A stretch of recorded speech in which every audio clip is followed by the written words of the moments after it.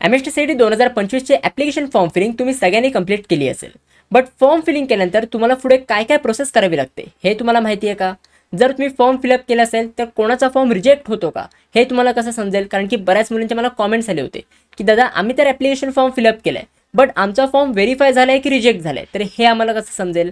आणि जर तुम्हाला 12वी नंतर इंजिनिअरिंगमध्ये किंवा फार्मसीमध्ये जर तुम्हाला ॲडमिशन घ्यायचं असेल तर तुम्हाला 12वी नंतर काय काय प्रोसेस करावी लागते, तर पूर्ण रोडमॅप मी तुम्हाला आजच्या व्हिडिओमध्ये एक्सप्लेन करणार आहे. आणि एक पॉईंट तुम्ही लक्षात घ्या की हा जो रोडमॅप आहे हा खूप इम्पॉर्टंट आहे. आणि ही जी प्रोसेस असते जी तुम्हाला 12वी नंतर करावी लागते ही खूप मोठी प्रोसेस असते आणि ती मी तुम्हाला आजच्या व्हिडिओमध्ये एकदम सिंपल करून एक्सप्लेन करणार आहे. आणखी भरपूर मुलं आहेत ज्यांना ही प्रोसेस माहिती नसते आणि त्यामुळे 12वी नंतर त्यांना इंजिनिअरिंग आणि फार्मसीच्या कॉलेजेसमध्ये ॲडमिशन नाही घेत आहेत आणि त्याच्यानंतर त्यांना ड्रॉप घ्यावा लागतो आणि परत त्यांना MST-CETची एक्झाम द्यावी लागते. सो नक्की काय तुम्हाला प्रोसेस करावी लागते तर हेच मी तुम्हाला ह्या व्हिडिओमध्ये एक्सप्लेन करणार आहे. सो प्लीज तुम्ही ह्या व्हिडिओला शेवटपर्यंत नक्की बघा. आणि माझी एक रिक्वेस्ट आहे की जर तुम्हाला ही व्हिडिओ आवडली तर नक्की तुम्ही ह्या व्हिडिओला लाईक करा, कारण की मी बघतो की भरपूर मुलं व्हिडिओ बघतात पण व्हिडिओला लाईक करत नाही. सो बघा, जर तुम्हाला ही व्हिडिओ आवडत असेल, जर तुम्हाला ह्या व्हिडिओमधनं काही इन्फॉर्मेशन मिळत असेल सो प्लीज तुम्ही ह्या व्हिडिओला लाईक करत जा.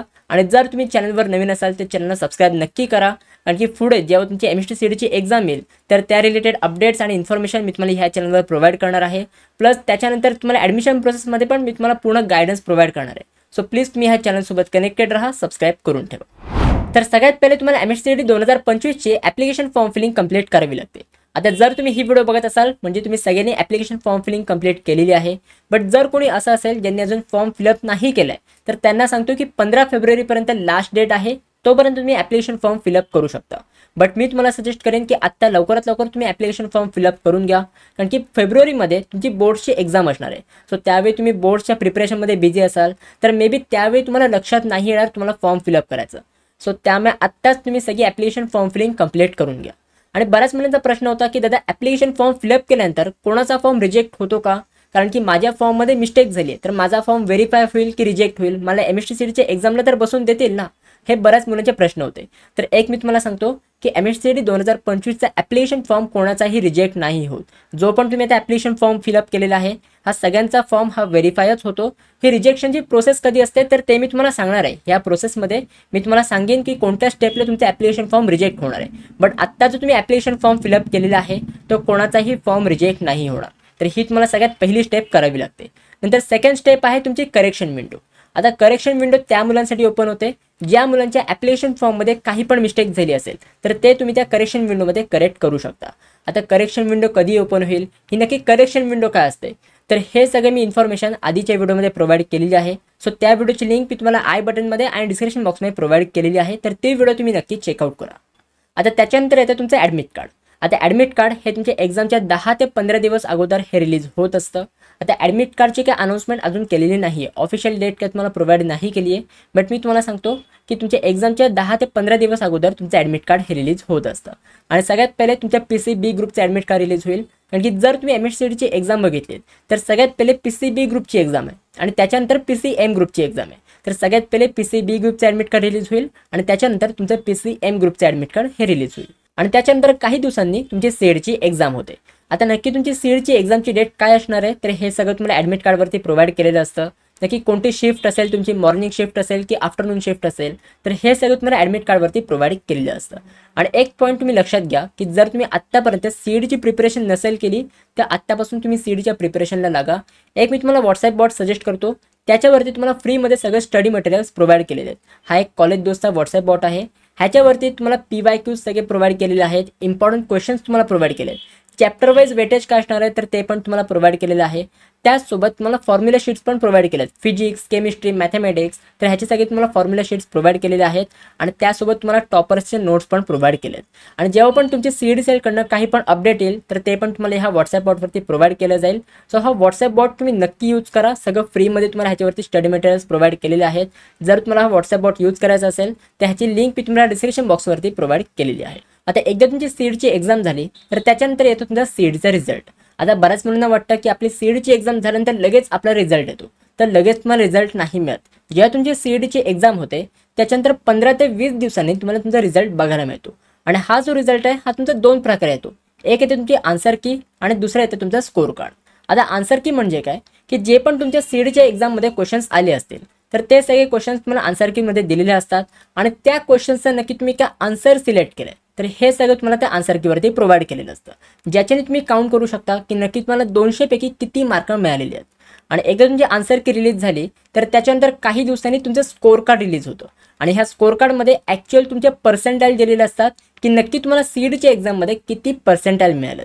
तर असं तुमचा रिझल्ट डिक्लेअर होतो आणि एकदा तुमचा रिझल्ट डिक्लेअर झाला तर इथपर्यंत कंप्लीट होते तुमची सीडची एक्झामिनेशन प्रोसेस, म्हणजे इथपर्यंत सगळं तुमचं रिझल्ट वगैरेची प्रोसेस कंप्लीट होते आणि ह्याच्यानंतर जी तुमची मेन ॲडमिशन प्रोसेस आहे ती चालू होते, ज्याला आपण बोलतो कॅप राऊंडची प्रोसेस. आता बऱ्याच वेळेस तुम्ही ऐकलं असेल cap process, cap round process किंवा सेंट्रलाइज ॲडमिशन प्रोसेस. जेव्हा तुम्ही ॲप्लिकेशन फॉर्म फिलअप करत असाल तर त्यावेळी भरपूर वेळा तुम्हाला त्याच्याकडे लिहून आलं असेल की तुम्हाला कॅप राऊंड प्रोसेसच्या वेळेस हे सगळे डॉक्युमेंट्स सबमिट करावे लागतील. तर नक्की ही कॅप राऊंड प्रोसेस काय आहे तर ते मी तुम्हाला ह्याकडे एक्सप्लेन करतो आणि ह्या प्रोसेसमध्ये तुम्हाला काय काय नक्की करावं लागतं तर हे सगळं मी तुम्हाला आता डिटेलमध्ये एक्सप्लेन करतो. सगळ्यात पहिले जर तुम्हाला 12वी नंतर इंजिनिअरिंगमध्ये किंवा फार्मसीमध्ये जर तुम्हाला ॲडमिशन घ्यायचं असेल तर ही तुम्हाला कॅप राऊंडची प्रोसेस कंपल्सरीली करावीच लागते. या कॅप राऊंडच्या प्रोसेसमध्ये सगळ्यात पहिली स्टेप आहे ती आहे ॲप्लिकेशन फॉर्म फिलिंगची आणि ही जी ॲप्लिकेशन फॉर्म फिलिंग आहे ही खूप इम्पॉर्टंट असते. या ॲप्लिकेशन फॉर्म फिलिंगमध्ये जे पण तुमचे डिटेल्स आहेत हे तुम्हाला सगळे केअरफुली एंटर करावे लागतात आणि ह्या फॉर्म फिलिंगच्या वेळेस तुम्हाला डॉक्युमेंट्ससुद्धा अपलोड करावे लागतात. म्हणजे जर तुम्ही कुठल्या कॅटेगरीमधून बिलॉंग करत असाल तर तुमच्या कॅटेगरीला लागणारे जे पण काही डॉक्युमेंट्स आहेत तर हे सगळे डॉक्युमेंट्स तुम्हाला ह्या फॉर्म फिलिंगच्या मध्ये अपलोड करावे लागतात. आणि हा जो फॉर्म आहे हा सगळा तुमचा व्हेरीफाय केला जातो. तुम्हाला हा फॉर्म व्हेरिफिकेशनला सुद्धा सबमिट करावा लागतो आणि त्यावेळी काही मुलांचे फॉर्म्स हे रिजेक्ट होतात आणि काही मुलांचे फॉर्म हे व्हेरीफाय होतात. आत्ताच्या टायमाला जे तुम्ही ॲप्लिकेशन फॉर्म फिलिंग केलेली आहेत हे जस्ट तुमच्या सीडीच्या एक्झामसाठी केली आहेत. तुमच्या सीडच्या एक्झाममध्ये कोणते तुमचे रिक्वायर्ड डिटेल्स असणार आहेत तेवढेच डिटेल्स तुम्ही ह्या फॉर्म फिलिंगमध्ये केलेले आहेत. बट जी तुमची कॅप राऊंडची ॲप्लिकेशन फॉर्म फिलिंग असणार आहे ही तुमची इम्पॉर्टंट असणार आहे. ह्या कॅप राऊंडच्या ॲप्लिकेशन फॉर्ममध्ये काही तुमचे मिस्टेक नाही झाले पाहिजेत, नाहीतर तुमच्या ॲडमिशनमध्ये तुमचा प्रॉब्लेम होऊ शकतो. तर आय होप ही तुम्हाला ॲप्लिकेशन फॉर्म फिलिंग समजलेली असेल. जर तुमच्या सीडच्या ॲप्लिकेशन फॉर्ममध्ये काही पण मिस्टेक झाली असेल तर ते तुम्ही करेक्ट करू शकता कॅप राऊंडच्या ॲप्लिकेशन फॉर्ममध्ये. सो त्याचं तुम्ही अजिबात काय टेन्शन घेऊ नका. कॅप राऊंडच्या ॲप्लिकेशन फॉर्ममध्ये तुम्ही सगळे डिटेल्स तुमचे करेक्ट करू शकता. आता एकदा तुमची ॲप्लिकेशन फॉर्म फिलिंग झाल्यानंतर तुमची मेरिट लिस्ट येते. या मेरिट लिस्टमध्ये सगळे तुम्हाला रँक्स प्रोव्हाइड केलेले असतात की पूर्ण महाराष्ट्रामधनं नक्की तुमचा रँक किती आलेला आहे तर हे सगळे तुम्हाला ह्या मेरिट लिस्टमध्ये प्रोव्हाइड केलेलं असतं. आता मेरिट लिस्ट पण दोन टाईपची येते, एक येते प्रोविजनल मेरिट लिस्ट आणि एक येते फायनल मेरिट लिस्ट. आता प्रोविजनल मेरिट लिस्ट म्हणजे काय आणि फायनल मेरिट लिस्ट म्हणजे काय हे मी तुम्हाला सगळं पुढे एक्सप्लेन करेन. फक्त आता तुम्ही एक लक्षात घ्या की ह्या मेरिट लिस्टमध्ये सगळे तुम्हाला रँक्स प्रोव्हाइड केलेले असतात. पुढे मी तुम्हाला पूर्ण स्टेप बाय स्टेप सांगणार आहे की नक्की दोन मेरिट लिस्ट काय येतात. तर त्यासाठी ह्या चॅनलसोबत तुम्ही कनेक्टेड राहा, सबस्क्राईब करून ठेवा. आता मेरिट लिस्ट आल्यानंतर तुम्हाला एक ऑप्शन फॉर्म फिलिंगची प्रोसेस करावी लागते आणि ही जी प्रोसेस आहे ही खूप कॉम्प्लिकेटेड आहे. हे ऑप्शन फॉर्म फिलिंगच्या प्रोसेसमध्ये सगळी तुम्हाला कॉलेजची लिस्ट अपलोड करावी लागते. म्हणजे तुम्हाला 12वी नंतर कोणत्या इंजिनिअरिंग कॉलेजमध्ये किंवा कोणत्या फार्मसी कॉलेजमध्ये तुम्हाला ॲडमिशन पाहिजे तर त्या कॉलेजची लिस्ट तुम्हाला ह्या ऑप्शन फॉर्ममध्ये अपलोड करावी लागते. आणि भरपूर मुलं ह्या ऑप्शन फॉर्म फिलिंगच्यामध्ये मिस्टेक करतात, त्याच्यामुळे त्यांचं कॉलेजमध्ये ॲडमिशन नाही होत. तर ह्या ऑप्शन फॉर्म फिलिंगमध्ये पण मी तुम्हाला गायडन्स प्रोव्हाइड करणार आहे, त्याचं तुम्ही काही पण टेन्शन घेऊ नका. आणि ही जी ऑप्शन फॉर्म फिलिंग आहे ही तुमचे 3 राऊंड्समध्ये होते. 3 राऊंड ह्याचे होतात. या 3 राऊंडमध्ये तुम्हाला ऑप्शन फॉर्म फिलिंग करावी लागते. सो नक्की ऑप्शन फॉर्म फिलिंग कशी करायची तर ते सगळे मी तुम्हाला सांगणार आहे, त्याचं तुम्ही टेन्शन नका घेऊ. जस्ट मी तुम्हाला ह्याचा ओव्हरव्ह्यू देतोय की नक्की तुम्हाला काय काय प्रोसेस करावी लागते, म्हणजे तुम्हाला एक आयडिया येऊन जाईल की नक्की तुम्हाला 12वी नंतर काय काय स्टेप्स फॉलो करावी लागणार आहेत, कोणती स्टेप्स तुमच्याकडनं मिस नाही झाली पाहिजे. तर हे सगळं तुम्हाला आत्ता आयडिया येऊन जाईल.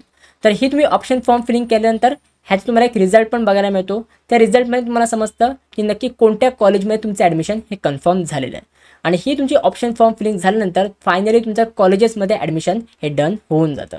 म्हणजे तुमचे इंजिनिअरिंग किंवा फार्मसी कॉलेजमध्ये तुमचं ॲडमिशन सक्सेस होऊन जातं. तर ही तुम्हाला सगळी पूर्ण प्रोसेस करावी लागते. जर तुम्हाला 12वी नंतर कोणत्याही इंजिनिअरिंग कॉलेजमध्ये किंवा कोणत्याही फार्मसी कॉलेजमध्ये ॲडमिशन घ्यायचं असेल तर आत्ता जी मी तुम्हाला प्रोसेस सांगितली आहे ही मी पूर्ण तुम्हाला सिम्पल करून सांगितली आहे. ॲक्च्युली ही प्रोसेस खूप कॉम्प्लिकेटेड आहे. भरपूर मुलं ह्या प्रोसेसमध्ये मिस्टेक करतात, त्याच्यामुळे त्यांना ड्रॉप घ्यावा लागतो आणि त्यामुळे परत त्यांना सीडीची एक्झाम द्यावी लागते.